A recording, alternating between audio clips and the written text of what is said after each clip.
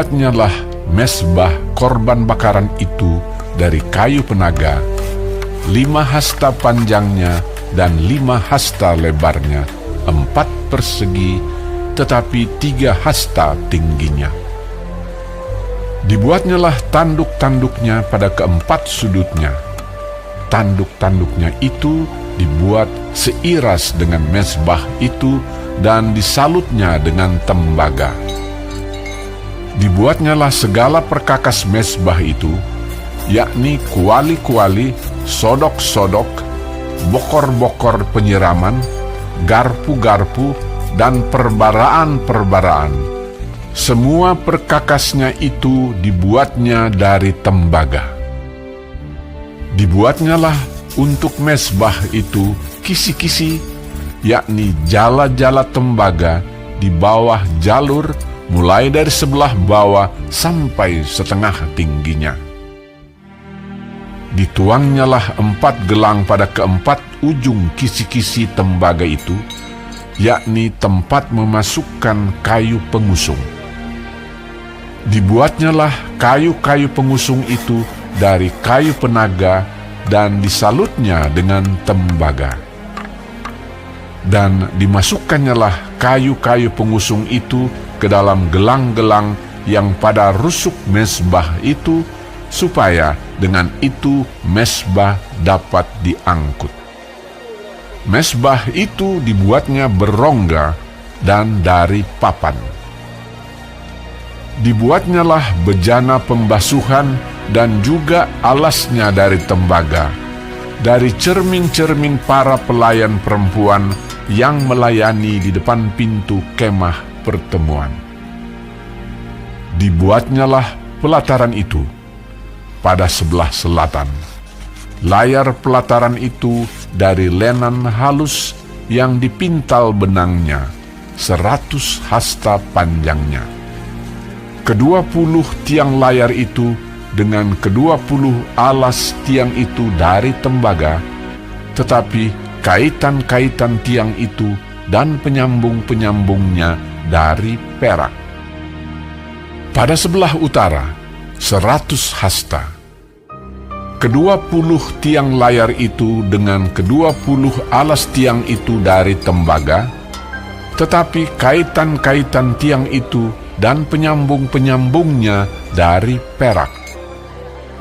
Pada sebelah barat, layar 50 hasta dengan 10 tiangnya dan 10 alas tiang itu, dan kaitan-kaitan tiang itu serta penyambung-penyambungnya dari perak. Dan pada sebelah timur, 50 hasta, yakni layar 15 hasta untuk sisi yang satu di samping pintu gerbang itu, dengan 3 tiangnya dan 3 alas tiang itu. Dan juga untuk sisi yang kedua di samping pintu gerbang itu. Sebelah menyebelah pintu gerbang pelataran itu ada layar 15 hasta dengan 3 tiangnya dan 3 alas tiang itu. Segala layar yang mengelilingi pelataran adalah dari lenan halus yang dipintal benangnya.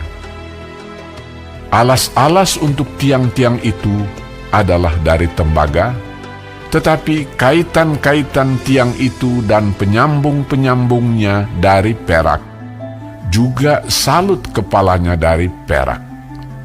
Dihubungkanlah dengan penyambung-penyambung dari perak segala tiang-tiang pelataran itu. Tirai pintu gerbang pelataran itu tenunan yang berwarna-warna dari kain ungu tua, kain ungu muda, kain kirmizi, dan dari lenan halus yang dipintal benangnya. 20 hasta panjangnya, tetapi tingginya, yang juga lebar kain itu, adalah 5 hasta, sama dengan tinggi layar pelataran itu. Keempat tiangnya dan keempat alas tiang itu dari tembaga, tetapi kaitan-kaitannya dari perak, dan juga salut kepalanya serta penyambung-penyambungnya dari perak. Segala patok untuk kemah suci dan untuk pelataran itu, sekelilingnya adalah dari tembaga. Inilah daftar biaya untuk mendirikan kemah suci, yakni kemah suci, tempat hukum Allah, yang disusun atas perintah Musa oleh orang Lewi di bawah pimpinan Itamar, anak Imam Harun. Bezalel bin Uri bin Hur dari suku Yehuda membuat segala yang diperintahkan Tuhan kepada Musa, dan bersama-sama dengan dia turut Aholiab, anak Ahisamak dari suku Dan, seorang tukang dan ahli, seorang yang membuat tenunan yang berwarna-warna dari kain ungu tua, dari kain ungu muda, dari kain kirmizi, dan dari lenan halus. Segala emas yang dipakai untuk segala pekerjaan mendirikan tempat kudus itu, yakni emas dari persembahan unjukan, ada 29 talenta dan 730 shikal ditimbang menurut shikal kudus. Perak persembahan mereka yang didaftarkan dari antara jemaah itu ada 100 talenta dan 1.775 shikal ditimbang menurut shikal kudus. Sebeka seorang, yaitu setengah shikal, ditimbang menurut shikal kudus untuk setiap orang yang termasuk orang-orang yang terdaftar yang berumur 20 tahun ke atas, sejumlah 603.550 orang. 100 talenta perak dipakai untuk menuang alas-alas tempat kudus dan alas-alas tiang tabir itu. 100 alas sesuai dengan 100 talenta itu, jadi 1 talenta untuk 1 alas. Dari yang 1.775 shikal itu, dibuatnyalah kaitan-kaitan untuk tiang-tiang itu, disalutnyalah kepala tiang itu, dan dihubungkannya tiang-tiang itu dengan penyambung-penyambung.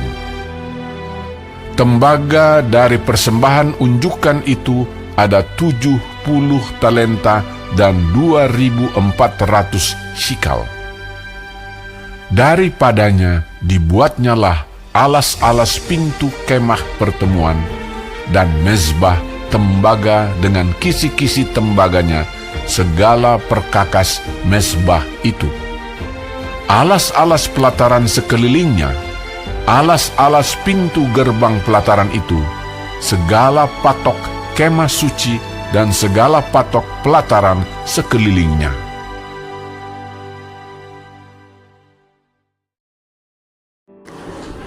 Shalom saudara-saudaraku yang kekasih di dalam Tuhan Yesus Kristus. Puji Tuhan kalau kita masih diberi kesempatan hidup hari ini dan juga dapat mempelajari firman Tuhan, panduan kehidupan dari kitab Keluaran 38. Tuhan Yesus memberkati. Kali ini kita belajar mengenai mezbah korban bakaran, bejana pembasuhan, pelataran kemah suci, serta laporan pertanggungjawaban biaya pembangunan kemah suci dan semua peralatan-peralatannya.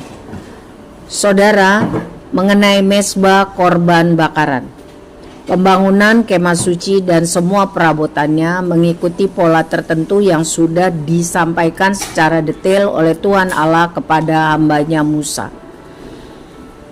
Tidak ada bagian yang dibuat asal-asalan. Mengenai mezbah korban bakaran dan bejana pembasuhan, itu diletakkan di bagian luar kemah suci karena fungsinya demikian.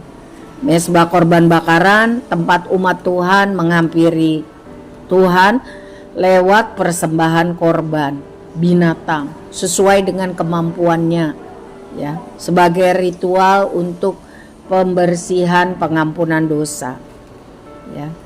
Salah satu fungsinya yaitu untuk pendamaian manusia, umat Tuhan, yang berdosa dengan Tuhan yang Maha Suci, Maha Kudus. Setelah dilakukan upacara pengorbanan korban bakaran, maka dianggap umat itu layak menghampiri Tuhan melalui ucapan syukur, melalui doa yang disampaikan oleh imam di ruang kudus. Sedangkan bejana pembasuhan gunanya untuk membersihkan tangan dan kaki para imam yang terkena percikan darah setelah mempersembahkan korban bakaran umat. Jadi para imam sebagai hamba Tuhan pun harus bersih. Ini melambangkan hidup yang kudus. Sebab tanpa kekudusan tidak seorang pun layak menghampiri Tuhan. Kita bersyukur kita hidup di zaman di mana kasih anugerah Tuhan melimpah sesudah kematian dan kebangkitan Kristus menebus dosa kita. Kita diperdamaikan dengan tuntas ya dengan Allah, sehingga kita dilayakkan untuk memuji, menyembah Tuhan kapan saja, melayani pekerjaan Tuhan, bukan karena perbuatan baik kita, semata karena kasih karunia Allah. Hargai itu, saudara. Setelah pembangunan kemah suci dan perabotannya selesai, maka direkapitulasi biaya yang dikeluarkan. Kalau bisa dikumpulkan, maka diperkirakan emas yang sudah keluar adalah 1 ton, ayat 24. Sedangkan perak yang sudah dikeluarkan itu 4 ton, ayat 25. Dan untuk tembaga yang sudah dikeluarkan ada 3 ton, ayat 29. Berarti jumlah yang sangat banyak, yang sangat mahal. Ya. Hal ini yang dapat kita pelajari. Pertama, pelayanan pekerjaan Tuhan menuntut pertanggungjawaban atas semua dana yang dipersembahkan untuk pekerjaan Tuhan. Para hamba Tuhan yang memegang keuangan ya, tidak boleh asal-asalan, karena semua itu milik Tuhan dan harus dipertanggungjawabkan. Jangan mencuri miliknya Tuhan. Yang kedua, ibadah itu sangat mahal, sangat berharga. Sebab itu kita harus menghargai kesempatan yang Tuhan berikan untuk beribadah dan melayani Tuhan. Seluruh umat Israel yang berusia di atas 20 tahun wajib memberikan setengah shikal perak per orang. Keluaran 30 ayat 13. Itu adalah persembahan sukarela sebagai ucapan syukur atas kebaikan Tuhan ya. Dan persembahan yang lainnya mereka bisa beri sesuai dengan kemampuan. Pelajarannya, kita harus datang ke rumah Tuhan dengan tangan yang tidak hampa. Artinya harus mempersembahkan sesuatu selain pujian penyembahan. Kita harus membantu pekerjaan Tuhan dengan uang.